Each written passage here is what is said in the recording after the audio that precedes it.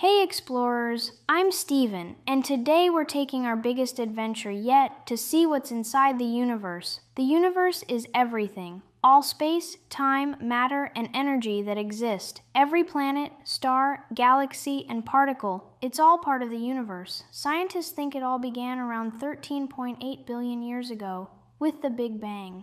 The Big Bang wasn't an explosion in space, it was the expansion of space itself. Everything was once packed into a single tiny hot point, smaller than an atom. As it expanded, it cooled, and atoms, stars, and galaxies began to form. The universe has been growing ever since, and it's still expanding today. There are more than 2 trillion galaxies we can see, and maybe more beyond. Inside each galaxy are billions of stars, many with their own planets. Space between galaxies isn't empty. It's filled with energy and invisible matter. We call it dark matter and dark energy, and it makes up most of the universe. Dark matter holds galaxies together. Dark energy pushes them apart. It's like an invisible tug of war across space and time. The universe is made mostly of things we can't even see yet, but scientists are exploring every clue using telescopes, satellites, and math. Some stars explode as supernovas, creating the elements we're made of. That means every atom in your body came from the stars.